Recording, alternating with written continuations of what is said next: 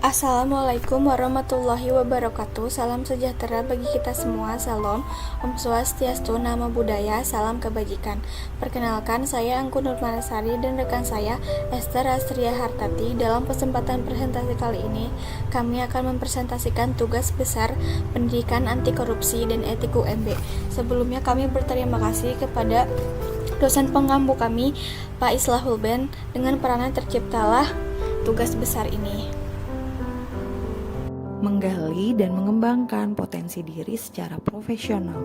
Potensi diri adalah sebuah bakat, kemampuan atau kekuatan yang dimiliki seseorang untuk menjalani hidupnya kepada sebuah tujuan. Bagaimana seseorang dapat menggali potensi dirinya?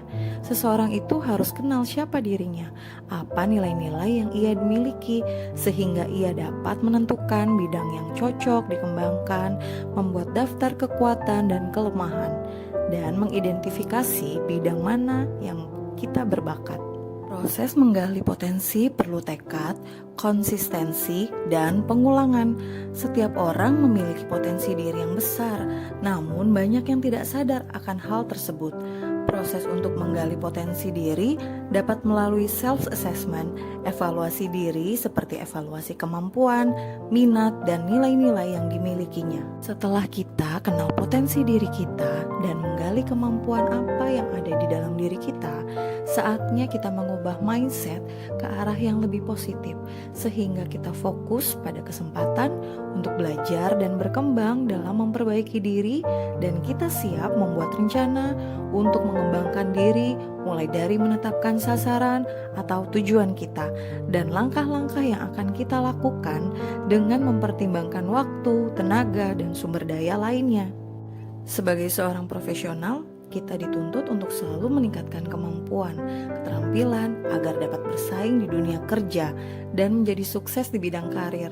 Untuk mengembangkan potensi diri secara profesional, kita perlu mengidentifikasi potensi diri, menentukan tujuan karir yang realistis, memperluas jaringan, meningkatkan keterampilan. Buatlah rencana yang jelas dan terarah sesuai tujuan yang ingin dicapai. Tujuan karir yang dituju harus realistis dan dapat diukur agar dapat memberikan motivasi untuk terus berkembang dengan pengetahuan yang relevan di bidang karir. TB 1.2 Berpikir positif dalam berkomunikasi. Apa itu berpikir positif? Berpikir positif adalah praktik fokus pada kebaikan dalam situasi apapun. Berpikir positif tidak serta-merta berarti menghindari atau mengabaikan aspek buruk kehidupan. Manfaat dari berpikir positif: memanajemen stres yang lebih baik, kesehatan psikologis menjadi lebih baik, peningkatan kesejahteraan fisik, resistensi yang lebih besar terhadap penyakit seperti flu biasa, tingkat depresi yang lebih rendah, toleransi rasa sakit yang lebih baik, dan rentan hidup lebih lama. Berpikir positif dalam kesehatan mental yaitu lebih kreatif, keterampilan memecahkan masalah lebih baik, berpikir lebih jernih, suasana hati yang lebih baik, dan keterampilan mengatasi yang lebih baik. Cara mempraktikkan berpikir positif yaitu biasakan untuk bersyukur, banyak tersenyum, melihat sisi baik dari masalah, ucapkan perkataan positif untuk diri sendiri seperti afirmasi, kebanggaan, optimisme, berbuat baik pada orang lain, kelilingi diri dengan orang-orang yang positif dan mensupport kamu, olahraga, dan beristirahat yang cukup. Pentingnya berpikir positif dalam berkomunikasi yaitu menumbuhkan kepercayaan diri. Dengan kamu mempunyai kepercayaan diri yang kuat, segala hal akan lebih mudah. 2. Mengurangi stres dan konflik. Yang ketiga, meningkatkan produktivitas dalam berkomunikasi. Dan yang terakhir adalah menjadi lebih inspiratif. Mengatasi hambatan dalam berkomunikasi dengan pikiran positif yaitu kita lebih berprasangka baik dan berpikir positif dalam segala kondisi. 2. Berpikiran terbuka dalam situasi apapun dan menerima perkataan apapun. Yang ketiga, mencari informasi yang baru. Dan yang keempat, tidak panik dan tetap tenang. Dari berpikir positif dalam komunikasi menghasilkan komunikasi yang efektif. Komunikasi yang efektif didefinisikan sebagai kemampuan untuk menyampaikan informasi kepada orang lain secara lebih efektif dan efisien. Beberapa cara berkomunikasi efektif yaitu adalah dengarkan lawan bicara dengan aktif, gunakan bahasa tubuh yang tepat, jangan menyela perkataan orang lain ketika mereka sedang berbicara, tunggu sampai mereka selesai berbicara, baru lanjut kamu berbicara. Yang keempat, jangan bertindak defensif. Yang kelima, jaga emosi, tetap terkendali. Manfaat komunikasi efektif yaitu ketika komunikasi efektif, semua pihak yang terlibat merasa puas dan merasa terpenuhi. Dengan transmisi pesan yang jelas, tidak ada ruang untuk kesalahpahaman atau perubahan pesan, mengurangi resiko konflik. Kepemimpinan merupakan kemampuan seseorang dalam memimpin atau membimbing orang lain, tim, atau seluruh organisasi. Keberhasilan bawahan dan organisasinya sebagian besar bergantung pada kualitas pemimpinnya. Kita dapat belajar konsep kepemimpinan atau cara seseorang memimpin. Yang pertama, konsep sisi vivisi, yaitu seseorang memimpin dengan karakter yang kuat, berpendirian teguh, memiliki kompetensi yang mumpuni sesuai lingkup organisasi yang dipimpinnya, visi yang jelas sehingga dimengerti dengan mudah oleh bawahan, memiliki value atau nilai hidup yang positif, dan keberanian seorang pemimpin dalam mengambil keputusan. Yang kedua, konsep 3H, human, humble, and humoris. Seorang pemimpin harus mempunyai kompetensi dasar berupa pengetahuan, keterampilan, dan sikap yang menunjukkan bahwa dirinya pantas menjadi seorang pemimpin. Lalu kompetensi manajerial yang mengacu pada ilmu perencanaan, pengorganisasian, pelaksanaan, dan pengawasan untuk mencapai target. Seorang pemimpin juga harus punya kompetensi seorang leader yang selalu memotivasi atau mempengaruhi dan memimpin bawahan dalam bekerja. Saat ini juga dibutuhkan kompetensi entrepreneurship yang berpikir kreatif dan imajinatif ketika melihat sebuah peluang. Pemimpin harus memiliki kecerdasan intelektual, artinya dia harus jujur, disiplin, bertanggung jawab, dan memiliki kecerdasan emosional, artinya dia mampu mengendalikan emosi saat menghadapi suatu masalah. Pemimpin juga perlu memiliki iman dan takwa kepada Tuhan Yang Maha Esa. Pemimpin harus bisa memecahkan suatu masalah dengan kreatif dan inovatif, melihat hambatan sebagai tantangan. Hubungan seorang pemimpin dan bawahan bukanlah hubungan majikan dengan budak, tetapi hubungan orang tua dengan anak, guru dan murid, dan hubungan mitra kerja. Pemimpin yang baik diharapkan dapat mempengaruhi bawahannya untuk berprestasi. Pemimpin berperan membawa bawahan untuk sukses, dan sebaliknya bawahan juga dapat membantu atasan untuk sukses.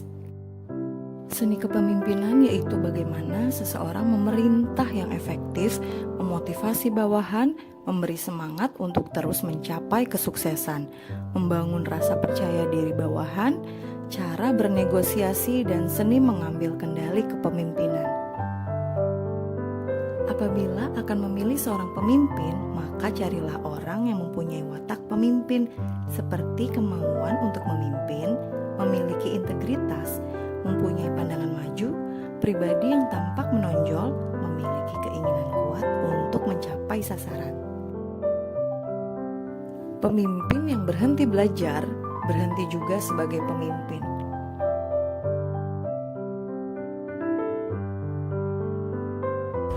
TB 1.4 Kearifan lokal memperkokoh karakter bangsa. Kearifan lokal apa itu? Kearifan lokal adalah warisan budaya dan pengetahuan yang dimiliki oleh masyarakat setempat. Ini meliputi segala sesuatu mulai dari bahasa dan adat istiadat sehingga pengetahuan tentang tanaman dan hewan di sekitar mereka. Dalam bahasa, banyak kata-kata dalam bahasa Indonesia berasal dari bahasa daerah dan memiliki makna yang dalam dan kaya. Dalam adat istiadat atau adat dan ritual, setiap daerah memiliki adat dan ritual unik yang mewarnai kehidupan mereka dan menunjukkan nilai-nilai yang dijunjung tinggi. Pengetahuan lokal, orang-orang di daerah tertentu memiliki pengetahuan tentang tanaman, hewan, dan lingkungan di sekitar mereka yang mengagumkan. Contoh kearifan lokal, Indonesia kaya akan kearifan lokal yang berbeda-beda di setiap daerahnya, seperti tradisi adat. Contoh, kita ambil adat istiadat suku Toraja di Sulawesi Selatan, mempertahankan kepercayaan dan kebudayaan mereka melalui upacara kematian yang disebut Rambo Solo. Kerajinan tangan Indonesia tidak kalah kreatif dan menghasilkan banyak kerajinan tangan yang unik. Contoh, kita ambil batik dari Pekalongan, Yogyakarta, dan Solo. Dalam pakaian tradisional khas Indonesia ini terkenal di seluruh dunia. Ya, batik itu terkenal di seluruh dunia. Makanan khas Indonesia yang sangat populer di luar maupun di dalam negeri itu sangat enak, seperti rendang, sate, nasi goreng, dan gado-gado. Peran kearifan lokal dalam memperkuat karakter bangsa. Kearifan lokal ini berisi nilai-nilai yang luhur dan bernilai lokal. Namun, nilai yang terkandung di dalamnya bersifat universal yang sesuai dengan kepribadian bangsa Indonesia. Sehingga, dengan adanya kearifan lokal, maka pembentukan karakter pada anak tertanam dengan kuat. Peran kearifan lokal dalam memperkuat karakter bangsa antara lain meningkatkan kebanggaan bangsa. Memelihara kearifan lokal membantu meningkatkan rasa cinta dan kebanggaan terhadap bangsa sendiri. Yang kedua, mendorong kerjasama dan persatuan.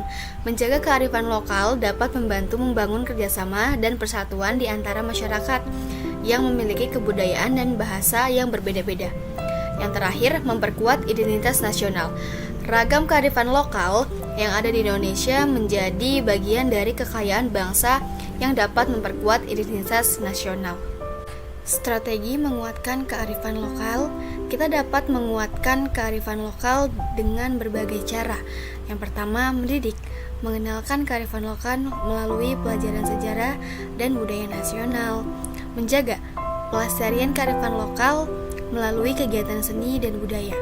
Yang terakhir, mempromosikan promosi kearifan lokal melalui media sosial, festival budaya, dan upacara adat seperti pentas seni dan museum-museum.